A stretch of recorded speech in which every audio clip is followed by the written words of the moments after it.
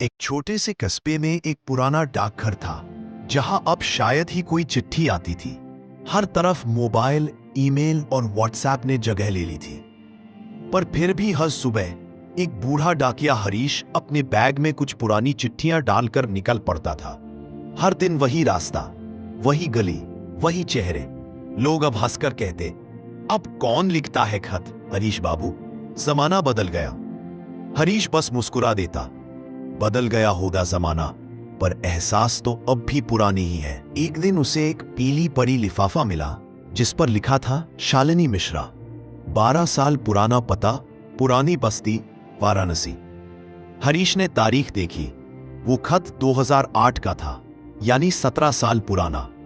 उस पर लिखा था तत्काल डिलीवरी, लेकिन किसी वजह से वो कभी भेजा ही नहीं गया था।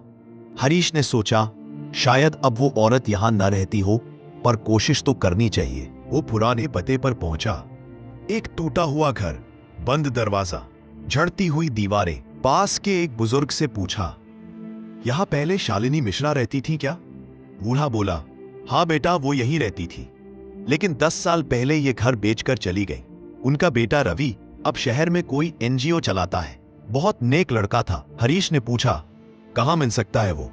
बूढ़े ने पता दिया, सेंट्रल रोड पर मन की राहत नाम का एनजीओ। हरीश चल पड़ा, हाथ में वो पुराना खत, जैसे कोई अधूरी कहानी साथ लिए जा रहा हो। एनजीओ पहुंचा तो एक जवान आदमी बच्चों को पढ़ा रहा था, मुस्कुराता चेहरा, आंखों में चमक।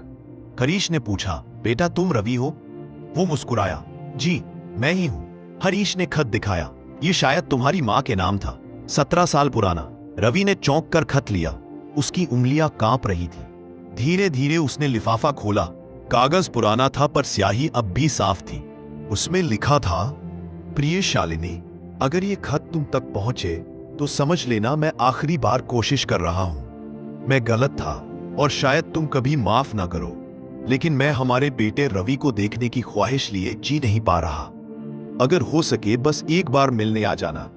सुरेश। रवि के हाथ से खत गिर गया, उसकी आंखों में आंसू थे। उसने हरीश से कहा, ये मेरे पापा का नाम है, पर वो तो तब गुजर गए थे जब मैं 5 साल का था। हरीश ने धीमे से कहा, शायद तुम्हारी मां ने तुमसे सच नहीं कहा। रवि घर पहुंचा तो उसकी मां शालिनी बिस्तर पर बैठी थी, उम्र अब बढ़ चुकी थी। उसने मां को खत दिखाया। मां, ये क्या है? शालिनी के चेहरे का रंग उड़ गया। वो बोली, ये तुम्हारे पापा का खत है।